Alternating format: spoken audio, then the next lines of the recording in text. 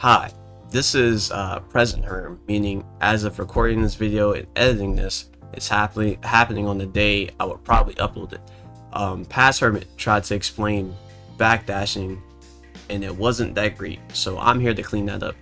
Basically, to get straight to the point, what me and Rich want is backdashing from Street Fighter 5, and to explain the differences in 4, 5, and 6. In 4, backdashing was completely invincible. Think of an EXDP or ODDP in Street Fighter 6. They're completely invincible. You'll be able to get knocked down in 4, backdash, and even if somebody went for a meaty, you wouldn't get hit. You were invincible. Or if you knock somebody down and they woke up DP, you were able to backdash, and when you hit, completely invincible. Now in 5, similar to 6, they were throwing vol, but on frame 3, you were considered airborne. So what would happen if somebody did a string that had a 3 frame gap or more, you would just backdash and would not get hit, or backdash if you interacted with the button, air reset, and be fine. You would just get hit and then reset in the air. 6 doesn't have that property, and we're gonna look at it in game right now so I can stop yapping. Like I said, in 5, you were able to completely backdash throws. Cammy's stand light punch in Street Fighter 5 was +2, which means this is a tick throw. This is real. But they would love to do strings, a string like medium punch and the medium punch, which had a 3 frame gap. It was a way of them being greedy and kind of just staggering their pressure. They would just do it back to back.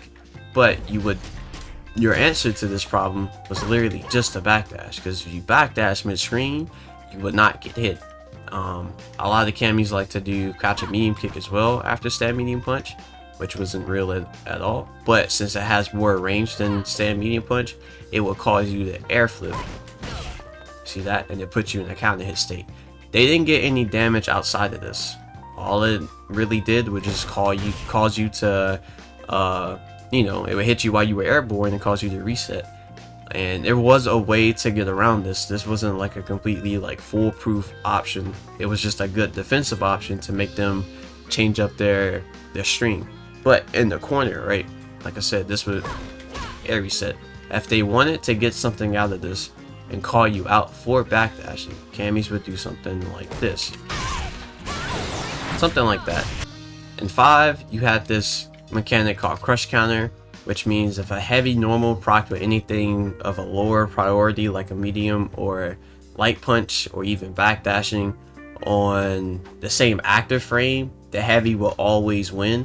So if we threw out a light punch and the heavy punch at the same time, or whatever crush counter normal, because it wasn't on all heavies, on certain ones, the heavy will always win, and it will cause that type of this type of shattering, or the crush counter mechanic.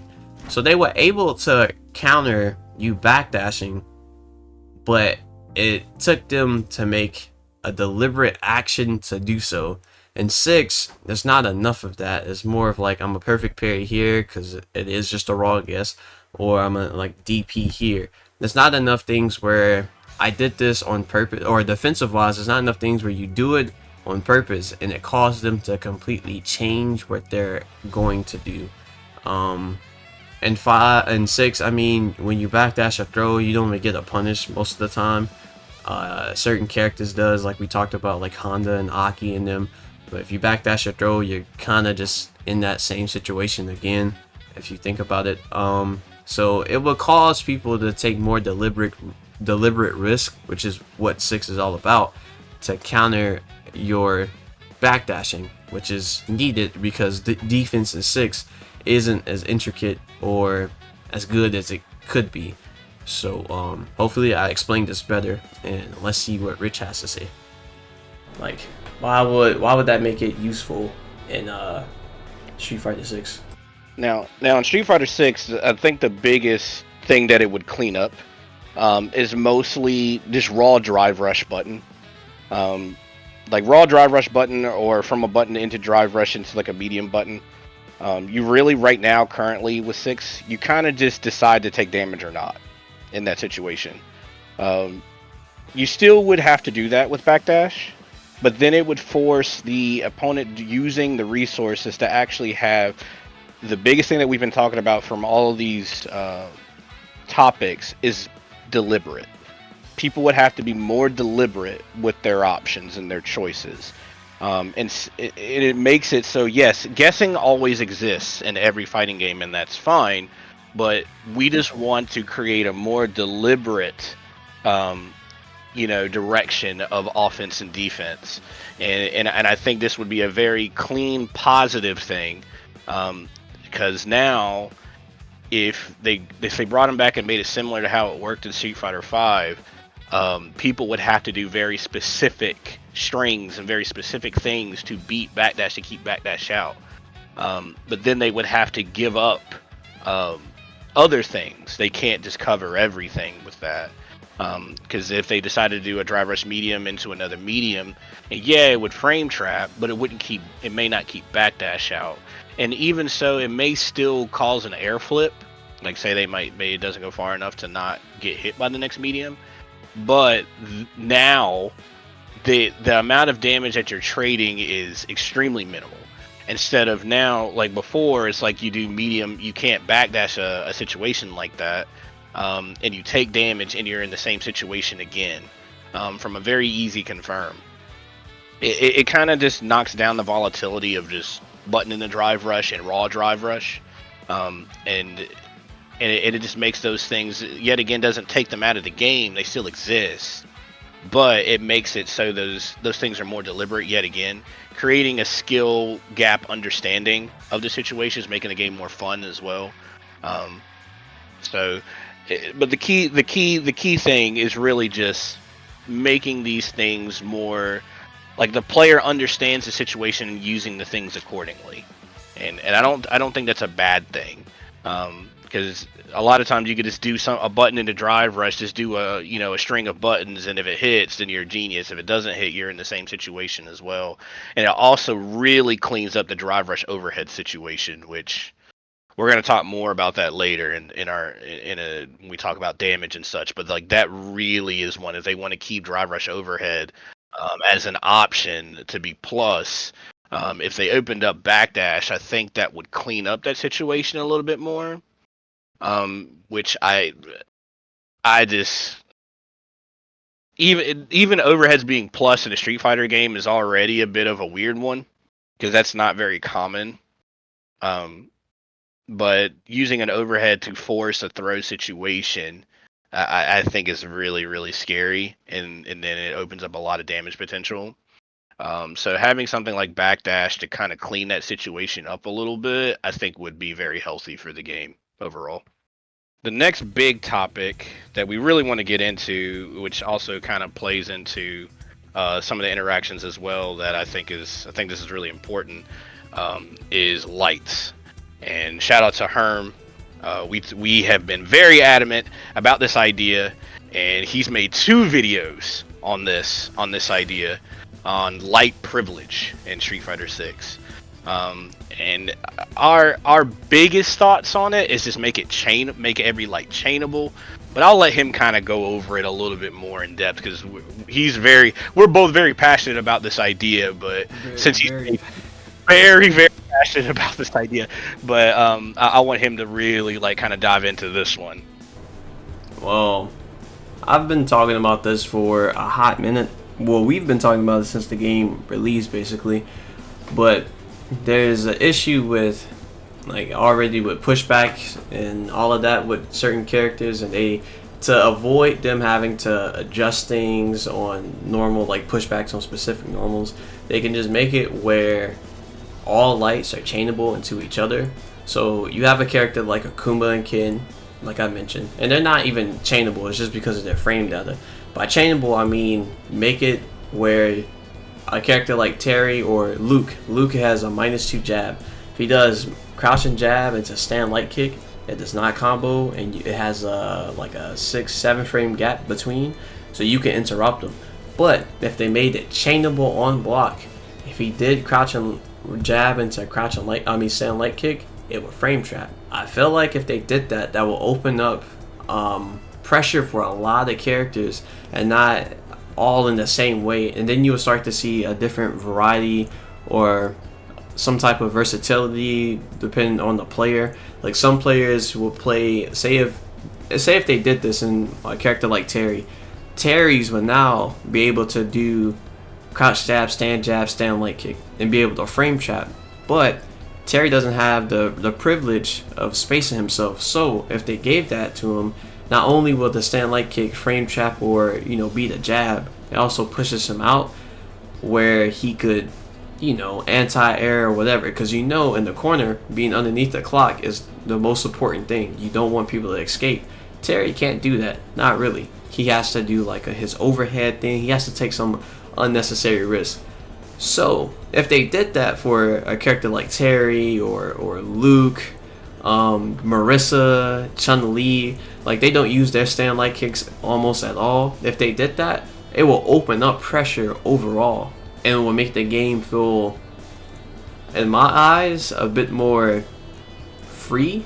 Like it'll show more expression. There it is. Expression is the word. Because now that they gave it to Kim, because Capcom, I know for a fact, watched my video, they gave it to Kim. You have never heard me complain afterwards about crouch or medium kick. If I ever got hit, it was on me, completely on me. But like if they just did that for every other character or every character in the game, the entire cast would just have a huge upgrade.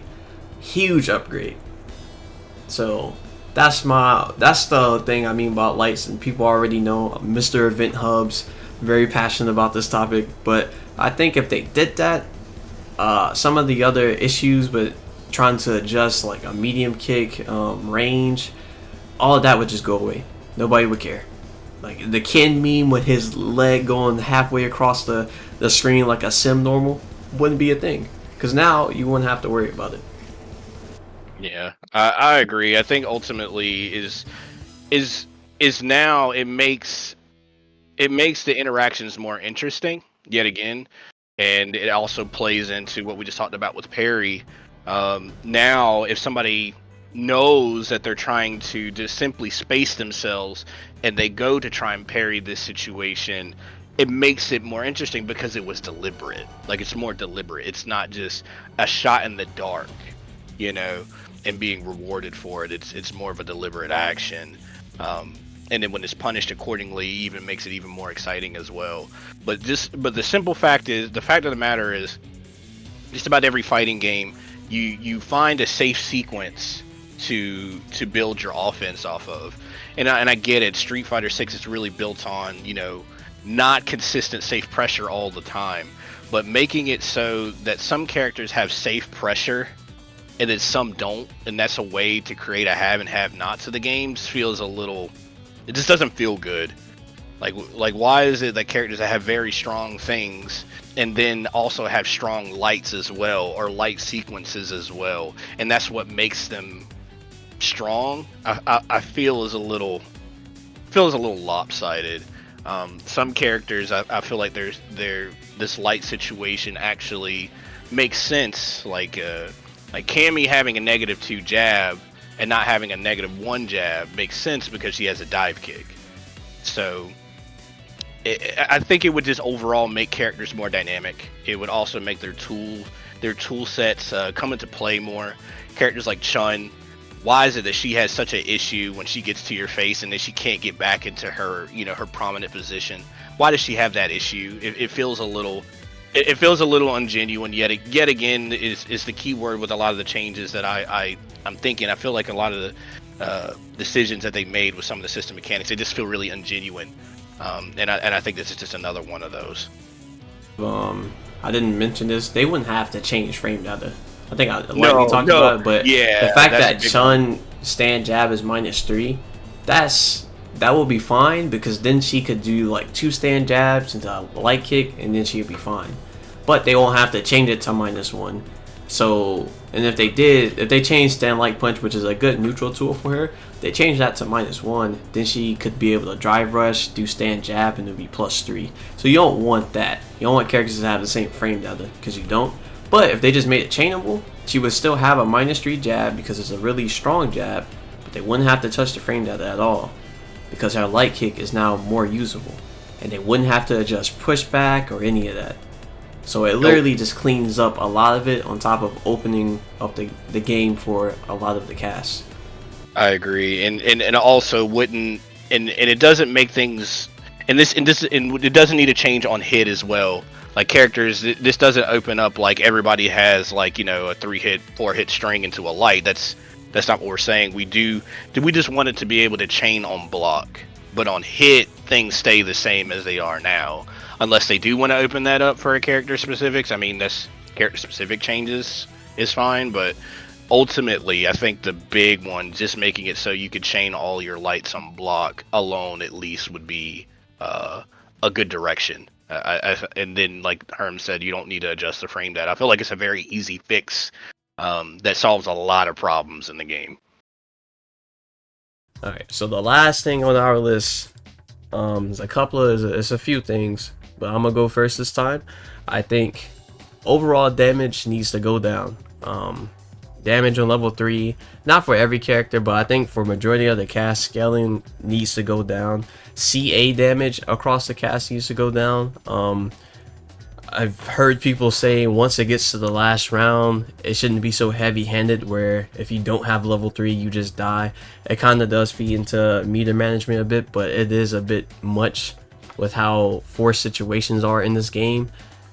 They just need to scale it down a bit. Another situation would be like wake up drive reversal. Using drive reversal period, when you use it, if it lands, you put gray damage on the opponent, but it recovers so fast because you don't do chip damage to the character's health in this game, where it doesn't even matter.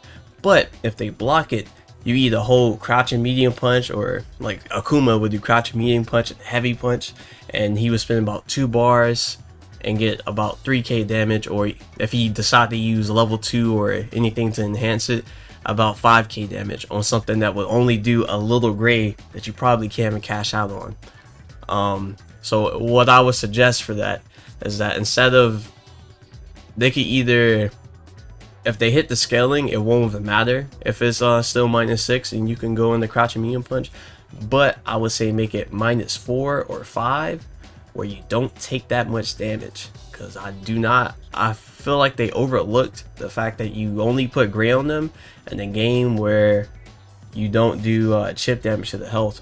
Or you could put chip damage on the drive gauge. Say if you do drive reversal, it lands, it puts instead of on the health, it puts gray on the drive bar, and if you land a hit, it chunks a little bit. Not too much where it's overbearing, but just enough where it feels rewarding. And yeah, I think that's all I got here. Go ahead, Rich. What you got? I agree with that last one. That was actually a good idea with the drive. I didn't think about that, but yeah, definitely needs to do something to drive, especially for the sake of scaling. Simply because it feels like right now the game is in a very strict pace. And if that pace is not played to, then your chances of winning are very slim, and that makes the game very unfunly homogenous, I think. So it makes it feel like the rest of the game didn't matter until you get to that round. So that's why I feel like there definitely needs to be some type of shakeup with level 3. I do feel like there needs to be some type of shakeup with damage. They can also just move where damage is applied in different places. They could take some of the damage from level 3s and maybe just put a portion of it, like a very small amount of it, on the level 1s. One thing I've thought about as well, and this is something that I don't know how they could work this in, but if you want to do, if your level 3 is actually dictated by how much drive you have. So like if you use up all your drive in level 3, it's gonna have a guaranteed amount, but it's gonna be considerably less. Versus if you do something and you only use half of your drive and you use level 3, it does a little bit more. So therefore, like it makes just the usage of it more methodical. Doesn't necessarily have to change the amount of damage that it does drastically, but I think that's all ultimately people want. Is they just want the damage to be dispersed in a different way that's more interesting. It's not that I don't think it's inherently the damage itself. Yeah. And then it also boils down into the exchanges as well. Like, it's very easy to get to the exchanges and do this amount of damage. So it's not just the damage as much as getting the access to this damage very simply from making contact is kind of, I think, is ultimately the problem. But that's just some like small ideas. But definitely level ones need to do something. And then my only really last idea for damage, and this is not yet again directly to damage, but alter how drive is returns. Like, make it some type of lockout if you use drive at all for damage. Like, if you make contact with them and you use drive, there's a lockout. Like, so Guilty Gear has it where if you use like tension in any shape or form, there's a lockout before it comes back. Like, say it's 30, 40, 50, 60 frames, what have you. They could do something like that. So therefore, if damage is used immediately, there's no getting it back for at least, 60 frames or something like that. So that doesn't necessarily yet again hit the damage directly, but then that'll disperse the damage possibilities overall. Like, it'll just disperse it slightly. Will the game still be high damage in the same way it is now? Essentially, yeah. But matches may not look the same just because that ability to do damage is not there, as readily available as it is now. So I think those are better ways to do it, because then that's mostly placebo. Like, the game won't feel drastically different. Like, you'll still play it to its essential pace, but it'll yet again just become more methodical. And people who understand this and use this properly, it will create a more significant spread of understanding. And then I think that's what a lot of people just want with the game. With damage being so high and getting to the exchanges so quickly, and being able to do this amount of damage very easily I think is the actual bigger culprit than the damage itself. So doing stuff like that and forcing understanding on it, like bigger spreads of understanding, I should say, not just because there is some understanding now, but just a bigger spread of understanding on it would be better overall, in my opinion. Yeah, I agree. I hope in season 3 they take more of a intricate approach to the system and not necessarily just hit one thing with a hammer and then it never returns and the game's in a weird spot and then we have to wait another long time. Like, I know they're taking their time. I just hope they thought it out more, because the system is kind of strict with what you can and can't do, and it makes the streamlined way to play very I don't know. It's like very cookie cutter. It's very like simple and straightforward to the point where it gets boring over time. And me personally, it makes the gameplay loop not as interesting. So that's the changes we want, are not to necessarily change the game to a different one or like one of the past iterations, but just to better it for what it is already. I do one last thing. I want, if a character does not have a DP, there's no reason why their level 1 should be 10 frames. Let me explain. I know I play Kimberly. A lot of people are going to sigh at that. But she has a 10 frame level 1, and she's meant to be aggressive. She's a rush down character, right? So you would think that would be the reason why they made it 10 frames and slower than every other character. But then you take Rashid. Rashid and Kim are very similar. Rashid has a EXDP and I think a 7 or 8 frame level 1, meaning it cannot be meaty jabbed and then you can block it. That doesn't exist. But it doesn't just stop at Rashid. Akuma has it. Ken has it. EXDP and a fast level 1. Chun-Li has it. Cammy is a 9 frame level 1. EXDP. Mai has a 6 frame and 7 frame level like 1 and 2 in a 6 frame EXDP. Terry has a 7 frame level 1 and an EXDP. Like, that doesn't make any sense. You have all these characters with these strong traits and they're just overlapping, and then you have characters that are just straightforward for the sake of being unique, where it feels just like a middle finger to the face. It's like, ha, you can't wake up here, but I can. That doesn't make any sense.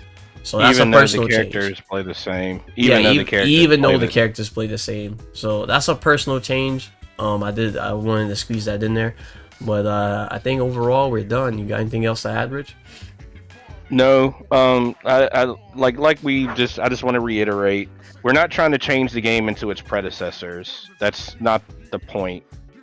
So more of this is more so to just move the game forward in a more interesting manner, which I think is ultimately what we want. This is not to just try to appease people who've played previous titles, but more so to enhance what we already have and make this game more interesting than it is in its current state. And that's all. That's all, really. All right. I hope you guys enjoyed the video. Let me know your thoughts down in the comments, and catch y'all in the next one. Take it easy.